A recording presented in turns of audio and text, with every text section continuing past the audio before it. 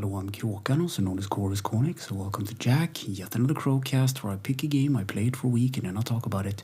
This week's game is Donkey Kong Land 2 for the Gameboy. It was released in 1996 and is a single-player platformer developed by Rare and published by Nintendo, and also be some spoilers up ahead, just so you know, but first a little backstory. So I got this game for myself as a kid, and it's finally time to review it. So before I talk about the game, I need to mention something really quick. This is more or less a port of another game that I covered in episode 208. So that game is Donkey Kong Country 2 Diddy's Conquest. I believe that's the full title. So if you're curious, check that out. So the plot of this game is very simple. Donkey Kong has been kidnapped by the evil King K. Krool, the giant lizard crocodile dude slash pirate, and it's up to Diddy and Dixie to save him. So since this game is on Game Boy, I ran into some problems with the battery memory. So I've talked about it about a couple of other games in the past, like Pokemon and... Well, the basic premise is that it runs on batteries, and once the battery is dead, you can't save in the game. So I couldn't make it very far in the game, and I couldn't leave the game on because that will, drain the batteries. I couldn't leave it running overnight. That's what I'm trying to say. So at the start of the game, you're prompted with the Rare logo and the Nintendo logo, and a game splash screen and 3 save files to choose between. So the first level of the game is Pirate Panic, and it takes place on a pirate ship. So just like any DK game, you collect coins, tokens, bananas, Kong letters, and extra lives in form of balloons. You can also collect 1 DK coin, or it's like a rotating logo in each of the levels. And this game is also kind of nice because it doesn't have a timer.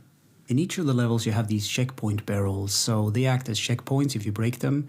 You also have bonus level barrels and DK barrels, and inside these DK barrels, they either contain Dixie or Diddy, but if you have both, they contain nothing.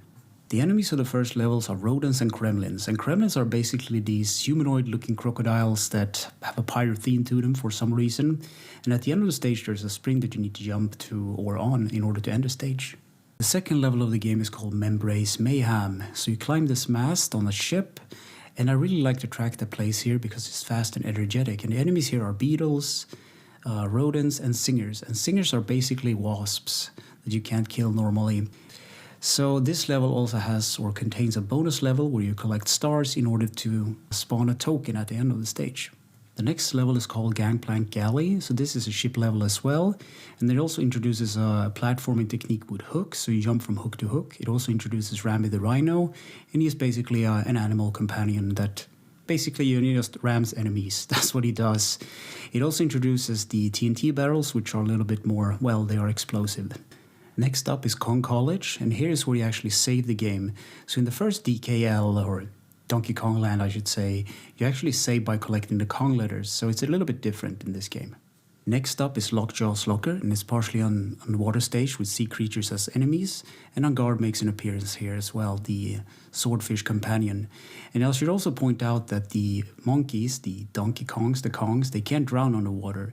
And I was always fascinated about that, like where do they get the air from, but I shouldn't think it that deep about a game about monkeys fighting crocodiles that are pirates and whatever.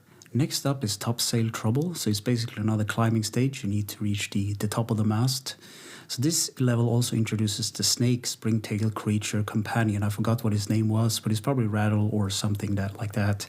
It also introduces a bonus game where you need to use a cannonball in order to take out the enemies to get a token, like a token coin. It also introduces the invisibility barrel, so invisibility for a couple of seconds, and also breakable chests which contain goodies. Next up is Funky's Flight, so this is basically a way to move between the worlds later in the game. Next up is the Crow's Nest, and it's basically just a huge crow in a nest, and he drops eggs, and it's a pretty interesting boss battle. And moving on to the next world with the level called Hothead Hops.